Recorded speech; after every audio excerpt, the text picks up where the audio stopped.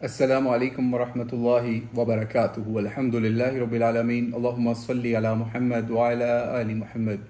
सीरतुन नबी सल्लल्लाहु अलैहि वसल्लम की क्लास नंबर 70 के साथ आज हम आपके साथ हाजिर हैं और आप अपनी स्लाइड पर देख रहे होंगे कि आज हमने बड़ी सी हेडिंग लिखी हुई है वफ़द अब्दुल कैस और इनका कबूल इस्लाम। और आज हम इसी के हवाले से बात करेंगे और कोशिश करेंगे इसको शॉर्टली या कंसाइजली इसको कंप्लीट कर लें इंशाल्लाह ताला।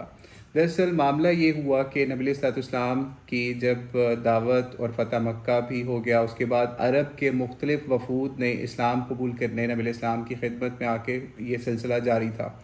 और इसी तरीके से नबी इस्लाम के पास वफ़द अब्दुल कैस भी आया, यानी कैस वालों का वफ़द भी आया एक दूर के इलाके से।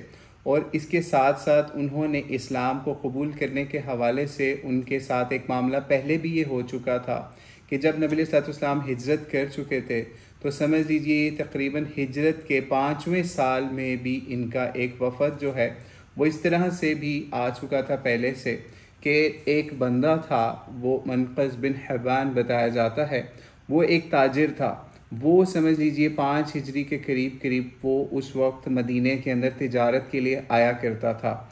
जब उसने देखा नबी इस्लाम को और आपकी दावत को और इस्लाम को, तो उसने क्या किया कि वो आता तो तिजारत के लिए था लेकिन उसने नबी इस्लाम से मुतासिर होकर इस्लाम कबूल कर लिया। इसका समझ लीजिए ज़्यादा डिस्कस हम जो अभी इस वक्त इसका आगाज़ आपको बता रहे हैं, ये किताब है रईक़ुल मख्तूम, जो कि सफ़ीउर रहमान मुबारकपुरी साहब की बहुत ही मारूफ और एवार्ड याफ्ता किताब है सीरतुन नबी सल्लल्लाहु अलैहि वसल्लम के हवाले से। तो उन्होंने इस हवाले से बताया कि 5 हिजरी के अंदर जो है इनका पहला वफ़द भी आया था, या फिर इस्लाम की दावत इन तक पहुंचने का आगाज़ हो चुका था और तिजारत के ज़रिए से भी इन मामलात का हो गया था मामला। तो नबी इस्लाम ने इस ताजिर के ज़रिए से, जिसका हम पहले बता चुके मनक़स बिन हिबान, इस ताजिर के ज़रिए से अपना ख़त भी भेजा इनके इलाके के अंदर कि ये लोग भी इस्लाम कबूल करें। और इस तरीके से समझ लीजिए वहाँ पर इस्लाम की दावत भी फैल गई। और फिर ये बताया जाता है कुछ सीरत निगारों के मुताबिक 9 हिजरी में और कुछ के मुताबिक 10 हिजरी के अंदर फिर इनका एक और वफ़द नबी इस्लाम से मुलाकात करने के लिए आया और इस्लाम कबूल करने के हवाले से आया। और इस वफ़द के अंदर इनके मुख्तलिफ बड़े बड़े सरदार भी थे, जिनमें से एक बड़ा सरदार जिसका नाम अशज भी बताया जाता है। ठीक है, ये उसका लक़ब था। बहरहाल इसके नाम में इख्तलाफ पाया जाता है, इसका कुछ लोगों ने नाम मुंजिर या इब्न हारिस भी बताया है। ये भी इस कौम के यानी अब्दुल कैस के वफ़द के साथ नबी इस्लाम से मुलाकात करने के लिए आया। जिस वक्त इनका काफ़िला नबी इस्लाम के इलाके के अंदर या मदीने के अंदर दाखिल हुआ तो इनके वफ़द के अंदर कुछ लोग इतने मुश्ताक थे कि वो फौरी बग़ैर किसी तैयारी के उन्होंने क्या किया, वो लपक पड़े नबी इस्लाम की तरफ और बग़ैर किसी अपने समझ लीजिए अपने अच्छे कपड़े पहनने के या फिर तैयारी के बग़ैर ही समझ लीजिए भागे और नबी इस्लाम से मुलाकात की और उनके हाथ भी चूमे और पाँव को भी कुछ लोगों ने बोसा भी दिया। यानी इतने वो मुश्ताक थे। ठीक है, कुछ लोगों के मुताबिक 13-14 लोग थे इस वफ़द के अंदर, कुछ किताबों के मुताबिक इससे भी ज़्यादा लोग थे। तो मामला ये हुआ कि ये समझ लीजिए सही मुस्लिम के अंदर भी इस काफ़िले की आमद का ज़िक्र मिलता है। सही मुस्लिम के अंदर 115 के ऊपर भी इस हवाले से इसका ज़िक्र मिलता है। इसी तरीके से अबू दाऊद के अंदर भी 5225 रवायत के अंदर भी इसका ज़िक्र मिलता है कि किस तरीके से जब ये लोग पहुँचे और उन्होंने किस तरीके से ये मामला किया कि उन्होंने जल्दी से नबी इस्लाम से मुलाकात करने की कोशिश की। लेकिन जो इनका सरदार था, एक सरदार जिसका नाम मुंजिर या फिर अशज बताया जाता है, उसने क्या किया, वो बड़े सुकून के साथ उसने बड़े अच्छे से कपड़े पहने। ठीक है, अबू दाऊद 5225 के अंदर भी इसका जिक्र आता है। उसने बड़े अच्छे से कपड़े पहने, बड़ा अच्छा लिबास पहना और बड़े वक़ार के साथ और बड़े सलीके तरीके के साथ नबी इस्लाम के पास आया और नबी इस्लाम की खिदमत में आके मुलाकात की। तो नबी इस्लाम ने जब इनको देखा और नबी इस्लाम इनको देख के बड़ा खुश हुए। और समझ लीजिए इस रवायत में भी और रवायतों के अंदर ये भी आता है। फिर उसके बाद नबी इस्लाम ने इनके बारे में फरमाया, जिसका ज़िक्र मिशकात 5054 में भी है और मुस्लिम में भी इसका ज़िक्र आता है कि नबी इस्लाम ने इनसे मुलाकात के ऊपर फरमाया, इन नफ़ीका लखसलतैन युहिब्बुहुमुल्लाह यानी तुम्हारे अंदर दो ऐसी खसलतें हैं जो कि, या तुम्हारे अंदर दो ऐसी खूबियाँ पाई जाती हैं जिनको अल्लाह ताला पसंद करता है। तो आपने बताया वो खूबियाँ हैं, एक हिल्म और अना, यानी ये दो खूबियाँ आपके अंदर ऐसी हैं, हिल्म और वक़ार, जिसको हम कहते हैं हिल्म और वक़ार। ये ऐसी खूबियाँ आपके अंदर पाई जाती हैं जिसको अल्लाह ताला पसंद करते हैं। और कुछ रवायतों के मुताबिक या सीरत निगारों के मुताबिक भी आपने ये भी कहा कि इसको अल्लाह भी पसंद करते हैं और उनके रसूल भी पसंद करते हैं। यानी नबी सल्लल्लाहु अलैहि वसल्लम ने इनको बड़े अच्छे तरीके से समझ लीजिए वेलकम किया और साथ साथ इनकी इन खूबियों के ऊपर भी बताया। अब ये इससे हमें देखना चाहिए हिल्म और वक़ार क्या चीज़ है। ये दो खूबियों का जिक्र किया नबी सल्लल्लाहु अलैहि वसल्लम ने, दो खूबियों का इस सरदार अशज के बारे में कि इसके अंदर ये दो खूबियाँ हैं। अब ये हिल्म कहा जाता है जब हम मुख्तलिफ लुगात को देखें या फिर समझ लीजिए उलमा से पूछें कि हिल्म क्या होता है। हिल्म कहा जाता है दरअसल समझ लीजिए ज़ब्त नफ्स को कहते हैं, बुर्दबारी, नरम मिजाजी को कहते हैं और बेजा गुस्सा ना करने को कहते हैं, ठीक है, और बुलंद हौसले को भी कहते हैं, ठीक है, और उसके साथ साथ जल्दबाजी ना होना। ये सब चीज़ें जो हैं ये हिल्म के अंदर आती हैं। यानी ये इतनी बड़ी खुसूसियात हैं जो कि समझ लीजिए असल में अल्लाह ताला की खुसूसियात हैं। यानी हिल्म, ठीक है, अल्लाह को हलीम भी हम कहते हैं ना, तो अल्लाह के नामों के अंदर भी ये नाम मिलता है। तो ये समझ लीजिए ये उसी के हवाले से बताया जा रहा है कि ये नबी अलैहिस्सलाम को हिल्म की खुसूसियत इनके अंदर पसंद थी। तो इन्होंने जब नबी अलैहिस्सलाम से मुलाकात की ना, ये बात नबी अलैहिस्सलाम ने बताया भी कि आपके अंदर दो ये खुसूसियात भी हैं। तो इन्होंने नबी अलैहिस्सलाम से फिर पूछा कि क्या ये मेरी खुसूसियात मैंने मेहनत करके या फिर डेवलप की हैं आपके ख़्याल में, या फिर ये अल्लाह की ताला की तरफ से हैं। ज़ाहिर बात है नबी अलैहिस्सलाम को मालूम है कि अल्लाह ताला उनको क्या बता रहे हैं इस हवाले से। तो फिर नबी अलैहिस्सलाम ने उनको कहा नहीं, ये आपके अंदर अल्लाह ताला की तरफ से ख़ास आपको ये खुसूसियात जो हैं ये दी गई हैं, ठीक है। तो इससे ये भी पता चल गया कि कुछ चीज़ें बॉर्न आपको मिल जाती हैं, कुछ आपके बाय बर्थ कुछ क्वालिटीज़ होती हैं जो आपके अंदर होती हैं। जैसे आप देखते होंगे कुछ लोग बड़े ज़्यादा गुस्से वाले होते हैं बाय बर्थ ही, कुछ लोग बड़े प्यार मोहब्बत वाले होते हैं बाय बर्थ ही। तो इसी तरीके से इनका भी नबी अलैहिस्सलाम ने बताया कि जो हिल्म और वक़ार वाली आपके अंदर जो है ना, या हिल्म और अना वाली जो आपके अंदर क्वालिटीज़ हैं, ये अल्लाह ताला ने असल में आपको अता की हुई हैं। तो और इसी तरीके से ये जो है ना अना, ठीक है, ये वो वाला अना घुमंड और गुरूर वाला नहीं है, डिफरेंट है अना। ये इसका मतलब है सेल्फ सफिशेंट होना, या अपने ऊपर जिसका समझ लीजिए अपनी ही बलबूते के ऊपर सारे काम करना, या सेल्फ सफिशेंट होना, ये समझ लीजिए इसका एक क्वालिटी पाई जाती है। यानी किसी के आगे हाथ ना फैलाना, और समझ लीजिए अपने पास जो है चीज़ें उनके ऊपर गुजारा करके बड़े वक़ार के साथ रहना। तो इसको भी वक़ार कहा जाता है, जो कि जिसका ज़िक्र नबी अलैहिस्सलाम ने उस सरदार जो बनी अब्दुल कैस का था उसको बताया। और फिर इसके साथ साथ जब इनकी नबी अलैहिस्सलाम से मुलाकात हुई ना इस वफ़द की, तो इन्होंने कुछ बातें भी की। बातें क्या की कि नबी अलैहिस्सलाम को इन्होंने कहा, सही मुस्लिम के अंदर 115 के अंदर ये है कि अल्लाह के रसूल, हम बनु रबिया के कबीले वाले हैं। यानी बनु रबिया की एक शाख थी जिसको अब्दुल कैस भी कहा जाता था।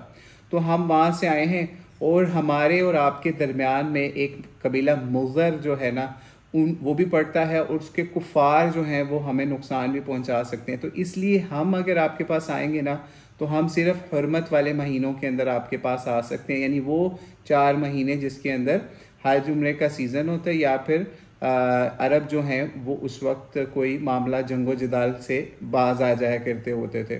तो हम इन महीनों में आपके पास आ सकते हैं या बाहिफाजत आपके पास पहुंच सकते हैं। तो इसलिए हमें वही हुक्म दें जिस पे हम खुद भी अमल करें, और जो हमारे पीछे लोग हैं कबीले वाले हैं उन तक भी हम आपकी दावत जो है उसको मज़ीद पहुंचा के उनको भी उस चीज़ के ऊपर अमल करने के हवाले से कायल करें। तो इन्होंने नबी इस्लाम से जब डिमांड की कि हमें कुछ स्पेशल मज़ीद अहकाम इस्लाम के हवाले से बताएं, तो क्योंकि इन तक तो दावत इस्लाम पहुंच चुकी थी, अभी चाह रहे थे कि अपने कबीले को प्रैक्टिसिंग मुस्लिम भी बनाए अच्छे तरीके से आहिस्ता आहिस्ता। तो फिर नबी इस्लाम ने इनको 4 चीज़ों का ऑर्डर किया कि आपको मैं 4 चीज़ों का हुक्म देता हूँ। पहला ये कि अल्लाह के ऊपर ईमान लाना और नबी इस्लाम को अल्लाह का रसूल या आखिरी रसूल मानना। और दूसरा नमाज कायम करना, तीसरा ज़कात देना और माल गनीमत से खुम्स जो है उसको अदा करना।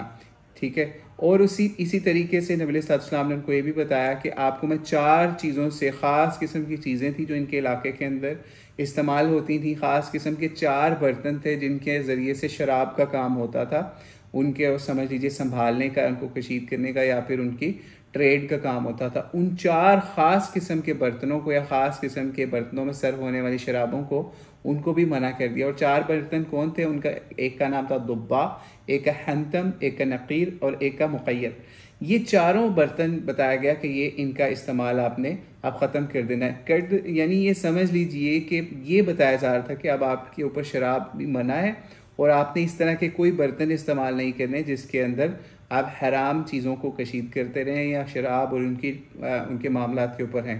ठीक है, तो बहरहाल इस रवायत के अंदर तो शराब का जिक्र नहीं है, लेकिन ये बर्तन जो हैं ख़ास शराब के लिए इस्तेमाल होते थे। इससे हमें भी एक सीरत के इस पहलू से हमें समझने की ज़रूरत है। अभी अभी हमारे जहन में ये चीज़ आई है और बहुत ज़्यादा ईमान वाले लोग इसको प्रैक्टिस भी करते हैं। वो ये कि आज के दौर के अंदर भी जो ऐसी बोतलें होती हैं, ख़ास किस्म की बोतलें होती हैं जो वाइन या फिर बियर या शराब के लिए इस्तेमाल होती हैं, उनके ख़ास स्टाइल चल रहे हैं काफ़ी अरसे से। तो हमारे मुसलमान लोग क्या करते हैं कि उन खाली बोतलों को भी अवॉइड करते हैं, प्लस उनसे रिजेम्बलेंस भी अपनी खाने पीने की बोतलों को या फैक्ट्रीज़ के अंदर उस तरह की बोतलें तैयार भी नहीं करते। और इसी तरीके से कुछ ख़ास गिलास होते थे और ख़ास स्टैंड होते हैं। इवन हम, क्योंकि हमारा एक ताल्लुक़ था समझ लीजिए किचन के हवाले से भी कुछ अरसा पहले कि हम किचन मेकिंग से कुछ इंडस्ट्री से वाबस्ता भी रहे, तो वहाँ पे ख़ास ग्लास भी उनका स्टैंड आया करता था जिसको वाइन ग्लास स्टैंड बोला करते थे। तो जब हमने किसी को बताया ना ये वाइन ग्लास स्टैंड है, तो जो अल्लाह वाले लोग होते हैं वो फौरी कहते थे भाई इस तरह के तो हम ग्लासेस से भी और इस तरह के रैक से भी और इस तरह की कोई भी चीज़ जो कि समझ लें शराब से रिजेम्बलेंस देती हो और कुफ़ार के इस हराम मशरूब से हमें कोई रिजेम्बलेंस देती हो, हमें उनसे भी बचना है। ठीक है, तो इसलिए कोशिश ये करें कि हमें अपने घरों के अंदर ऐसे बर्तन, ऐसे कोई भी चीज़ हमारे पास है मशरूब के लिए, कोई भी चीज़ के लिए, तो हम उनको भी ख़त्म कर दें जिनकी रिजेम्बलेंस शराब के बर्तनों से बनती है या फिर उनको पैकिंग के हवाले से, किसी भी हवाले से बनती है। ठीक है, तो सीरत के इस पहलू को भी कोशिश करें प्रैक्टिस करने की जो आज हम कर सकते हैं। ठीक है, तो ये मामला हो गया। तो खैर नबी सल्लल्लाहु ने उनको उन शराब के ख़ास बर्तनों से भी मना फरमा दिया। ठीक है, एक चीज़ और यहाँ पे समझते जाएं कि ये वफ़द जो है इसके अंदर और भी सरदार थे। एक और सरदार का भी जिक्र आता है जिसका नाम जारूद बताया जाता है। ठीक है, कुछ ने इसका नाम जारूद अल अब्दी कहा, कुछ ने जारूद बिन बिशर कहा, किसी ने जारूद बिन अल अला कहा। ठीक है, मुख्तलिफ नाम सीरत किताबों में आते हैं, जैसे सीरत इब्न हिशाम है इस वक्त हमारे पास, तो उसके अंदर जो इन्होंने बताया ना इसका नाम, उसके जारूद ही ज़्यादा बताया या फिर जारूद बिन मुअल्ला भी बताया इसका एक नाम। ये जो एक सरदार थे ना, ये असल में नसरानी थे, यानी क्रिश्चियनिटी का एक ख़ास फ़िरका था नसारा, तो उसके अंदर से थे। इन्होंने भी नबी सल्लल्लाहु से मुलाकात की और ये समझ लीजिए ये भी उनके सैयदों में से या सरदारों के अंदर से सैयद अब्दुल कैस भी इनको समझा जाता था। ठीक है, तो इनके साथ जब नबी सल्लल्लाहु ने मुलाकात की ना, तो इन्होंने कहा कि नबी सल्लल्लाहु ने दावत भी दी इस्लाम की इनको, तो इन्होंने कहा कि मैं भी एक ख़ास दीन रखता हूँ, तो क्या आप मुझे ज़मानत देते हैं कि अगर मैं अपना दीन छोड़ के आपके दीन पे आऊँ तो आप क्या मेरी ज़मानत देंगे कि वो उसमें हिदायत या कोई ऐसा मामला है। तो नबी सल्लल्लाहु ने फिर इनको ज़मानत दी और फरमाया हाँ मैं जामिन हूँ और कहता हूँ कि खुदा तुमको इससे बेहतर दीन की हिदायत करता है, यानी क्रिश्चियनिटी से ज़्यादा अच्छे दीन की। तो बस जारूद जो था उसने और इनके सब जो साथी थे साथ में वो उन्होंने भी इस्लाम कबूल कर लिया। और फिर हुआ ये कि जब इन्होंने हज़रत जारूद रज़ियल्लाहु अन्हु ने भी इस्लाम कबूल कर लिया, तो इन्होंने नबी सल्लल्लाहु से फिर समझ लीजिए सवारी भी मांगी। ठीक है, हज़रत जारूद ने जब नबी सल्लल्लाहु से सवारी मांगी, तो चूँकि उस वक्त नबी सल्लल्लाहु के पास सवारी नहीं थी कि उनको कोई गिफ्ट कर दें, इस तरह के कोई मामला तो उस वक्त फौरी नहीं थे अवेलेबल। तो फिर उन्होंने क्या किया, हज़रत जारूद ने जब सवारी मांगी तो नबी सल्लल्लाहु ने उनको इनकार कर दिया, या फिर नहीं थी तो मना फरमा दिया। तो इन्होंने फिर नबी अलैहिस्सलाम से इस बारे में पूछा, जिसका जिक्र जो है समझ लीजिए सीरत की दीगर किताबों के अंदर ज़ादुल माद इब्न क़य्यिम की उसमें आता है कि इन्होंने अर्ज़ किया कि फिर हमें इस चीज़ का बताएं कि अगर हमारे पास सवारी ना हो, हम अपने इलाकों के अंदर जाएं, तो हम अक्सर वहाँ पे देखते हैं ये ज़ादुल माद की समझ लीजिए जिल्द नंबर जो है 7 में या हिस्सा 7 में या 3rd पार्ट के अंदर आता है ये वाक़या, कि उन्होंने कहा कि हम फिर ये अपने इलाकों के अंदर ये देखते हैं कि अक्सर हमें लावारिस कोई सवारी मिल जाती है, कोई ऊँट मिल जाता है, तो क्या हम उसको इस्तेमाल कर लें अपनी सवारी करने के लिए, यानी गुमशुदा ऊँट जैसे में होते हैं। तो नबी अलैहिस्सलाम ने इनको फौरी मना कर दिया और आपने फरमाया नहीं, ये तो जहन्नम में जाने वाली बात है, ठीक है, औकमा क़ाल अलैहिस्सलाम। और इसी तरीके से ये सिर्फ सीरत की किताबों में नहीं बल्कि हदीस की किताबों में भी हज़रत जारूद के हवाले से बात मिल जाती है कि उन्होंने फिर इस बात को रवायत भी किया नबी अलैहिस्सलाम के हवाले से कि नबी अलैहिस्सलाम ने मना फरमाया इस तरीके से कोई गुमशुदा समझ लीजिए कोई चीज़ हो, और ये यहाँ तक फरमाया जिसका जिक्र मुस्नद अहमद में भी है, और इसके अलावा मिशकातुल मसाबी के अंदर भी इसको साहिब मिशकात लाए हैं कि हज़रत जारूद बयान करते हैं कि रसूल सल्लल्लाहु अलैहि वसल्लम ने फरमाया कि मुसलमान की गुमशुदा चीज़ अगर वो कोई ले ले तो बग़ैर किसी ऐलान के मामलात के, तो वो एक आग का शोला है। मिशकातुल मसाबी 3038 के ऊपर इसका जिक्र आता है। और इस तरीके से हम अगर इस चीज़ को देखें कि जो गुमशुदा चीज़ें हैं इसके बारे में नबी अलैहिस्सलाम ने क्या फरमाया, तो वो भी आगे चल के अभी हम नबी अलैहिस्सलाम का इस पे आपको इरशाद तफसीली बता देते हैं सही बुखारी से भी कि क्या इस हवाले से फरमाया। लेकिन आप ये चीज़ समझ लीजिए कि इस्लाम कितनी ग्रेट चीज़ है, नबी अलैहिस्सलाम का इखलाक, नबी अलैहिस्सलाम की तालीम कितनी ज़बरदस्त है कि कुछ लोग अभी अभी इस्लाम कबूल करके आए हैं और उनको इस हवाले से कितनी सख्त तालीम दी जा रही है कि अगर उनके पास सवारी भी नहीं है और रास्ते में उनको गुमशुदा लोगों की अगर फिरते फिराते ऊँट मिल जाएँ, वो भी इस्तेमाल करने की ज़रूरत नहीं है या इजाज़त नहीं है उसकी। अब आप खुद सोचें ना कि अरबों के ऊँट अगर चरते चरते कहीं किसी और इलाके में निकल जाएं, गुम हो जाएं, और इस तरह कोई और सवारी करके उसके ऊपर दूसरे इलाके में उनको भगा के ले जाए, तो वो तो इट्स काइंड ऑफ समझ लीजिए थेफ्ट, ये किस्म की चोरी हो जाएगी, क्योंकि वो ऊँट तो चढ़ता चढ़ता अपने मालिक तक दोबारा पहुँच जाएगा।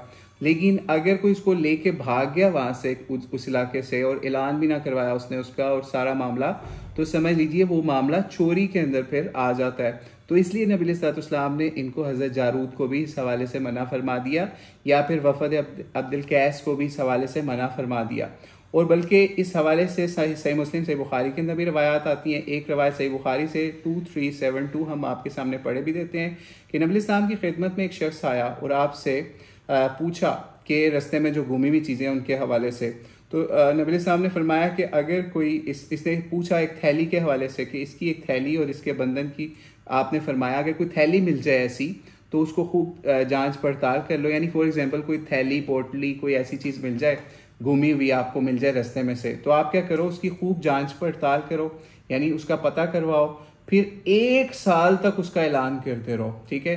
फिर नबी अलैहिस्सलाम ने फरमाया 1 साल तक उसका ऐलान करते रहो, पता करते रहो कि ये इसका मालिक कौन है, और अगर इस अरसे के दौरान इसका मालिक आ जाए तो इसको वो चीज़ दे दो, वरना फिर वो चीज़ तुम्हारी होगी, ठीक है।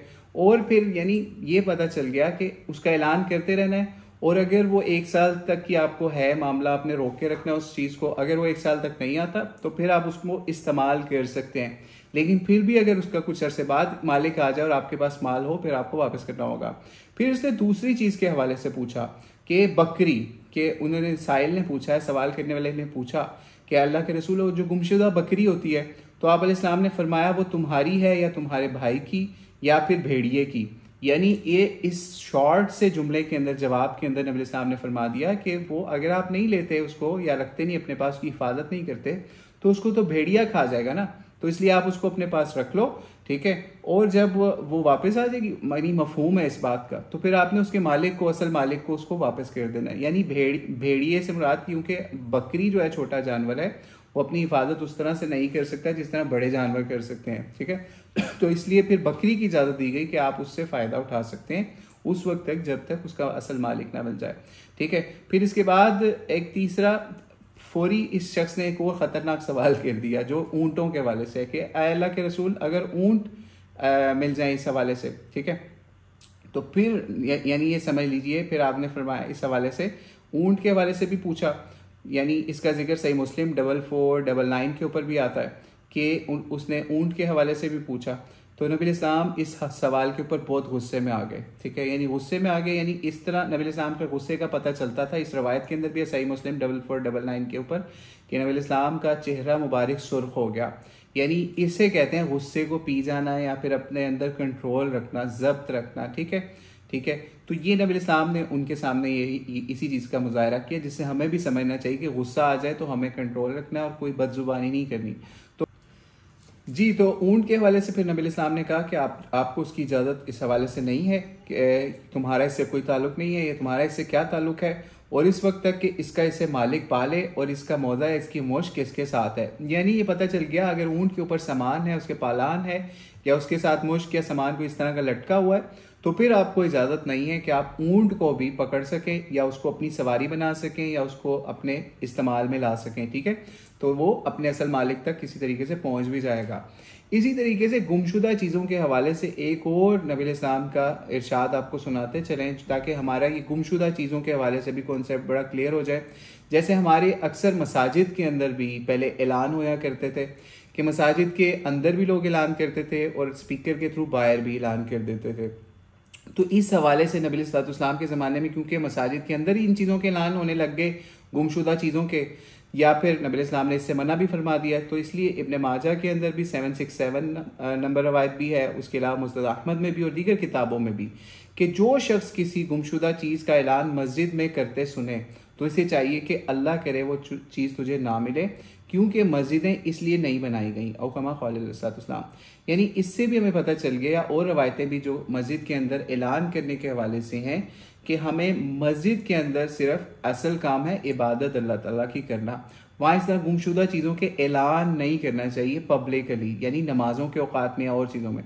लेकिन यहाँ एक चीज़ समझ लीजिए कि जो हमारे गांव देहात के अंदर या और जगहों पे इस तरह के ऐलान होते हैं, उसके अंदर इसी वजह से उलमा की तरफ से एहतियात रखी जाती है कि इस तरह के ऐलान, या मिसाल है किसी का बच्चा गुम गया, गाय भैंस गुम गई गांव वगैरह में, अगर ऐसा हो जाए तो वो इबादत के टाइम के ऊपर स्पीकर को इस्तेमाल नहीं करते, ना ही मस्जिद के अंदर इस तरह का ऐलानात करते हैं। लेकिन समझ लीजिए इबादत के औकात के अलावा वो स्पीकर को यूज़ करके बाहर के लोगों तक ऐलान पहुंचा देते हैं, ठीक है। तो इससे समझ लीजिए उन्होंने एक रास्ता निकाला हुआ है इस वजह से, ताकि लोगों तक एक स्पीकर के ज़रिए से, लाउड स्पीकर्स के ज़रिए से मोहल्ले या इलाके तक इस चीज़ का ऐलान या बात लोगों तक पहुंच जाए, ठीक है। इवन हमारे गांव देहात में या कुछ शहर के कुछ ऐसे इलाकों में जहाँ पे स्पीकर की आवाज़ ज़्यादा दूर तक जाती है, वहाँ पे कोई पोलियो की टीम आ जाए, कोई हिफाजती कतरों वाली टीम आ जाए और कोई मामला हो जाए, तो वो उसका ऐलान भी मस्जिद के लाउड स्पीकर पर करके दूसरे लोगों को तक दूर तक चीज़ पहुंचा देते हैं। लेकिन वो समझ लीजिए वो बाहर तक लोगों को पहुंचाने के लिए, मस्जिद के अंदर इस तरह के मामला नहीं है, ठीक है। और इसी तरीके से ये मामला इसलिए भी है कि इसी तरीके से नबी सल्लल्लाहु अलैहि वसल्लम ने मस्जिद के अंदर तिजारत करने के हवाले से भी इसी तरीके से कुछ रवायतों के अंदर मना फरमाया हुआ है, ठीक है, खरीदो फरोख्त या इस तरह तिजारत के हवाले से भी। तो इससे हमें पता चल गया कि हमें गुमशुदा चीज़ों के हवाले से भी सीरत से कुछ चीज़ें, जो वफ़द अब्दुल कैस है इसके हवाले से कुछ चीज़ें हमारे सामने ये भी आ गई। तो अल्लाह ताला से दुआ है अल्लाह ताला हमें चीज़ें घुमाने से या गुमने से हमारी बचाए, और इस तरह की दुआएं हम लोग याद रखें, याद करें, जो कि हमें समझ लीजिए कोई चीज़ गुम हो जाए तो फिर उसके ऊपर मुख्तलिफ दुआएं हैं, जैसे उसके अंदर एक मशहूर दुआ है इन्ना लिल्लाहि व इन्ना इलैहि राजिऊन भी, और भी बहुत सारी दुआएं हैं। बहरहाल किसी एपिसोड में कोशिश करेंगे 2-3 दुआएं इस हवाले से भी आपके लिए कोई सेलेक्ट की जाए। तो आज हमने सोचा कि वफ़द अब्दुल कैस से जो चीज़ें हम समझ सकते हैं, सीख सकते हैं, वो हमने आपके सामने रखी। और एक और चीज़ आपको बताते चलें, जो ये नसरानी सहाबी बने ना, यानी जो नसारा को छोड़ के जिन्होंने इस्लाम कबूल किया, हज़रत जारूद जो है ना, ये बहुत ज़बरदस्त सहाबा के अंदर बाद में शामिल हुए। यानी इनके इलाके के करीब करीब जब नबी सल्लल्लाहु की वफ़ात हुई ना, या दुनिया से छोड़ के जब नबी सल्लल्लाहु गए, तो उस वक्त मुर्तद भी कुछ लोग हुए जिन्होंने इस्लाम का इनकार भी किया। तो उस ज़माने के अंदर भी इन्होंने लोगों को बहुत ज़्यादा मोटिवेट किया कि वो इस्लाम ना छोड़े। और यही बताया जाता है कि वफ़द अब्दुल कैस था, इनके लोगों ने फिर इस्लाम जो है वो इस हवाले से नहीं छोड़ा था, या इनके ज़्यादा बातें मानी लोगों ने। और इवन इनके हवाले से ये भी बात बताई जाती है कि ये हज़रत अबू हुरैरा के दामाद थे, ठीक है। यानी हम हज़रत जारूद जो सैयद अब्दुल कैस थे, यानी अब्दुल कैस वफ़द के सरदारों में से भी एक सरदार थे, ठीक है। और दूसरे सरदार का तो हम आपको अशज का बता ही चुके।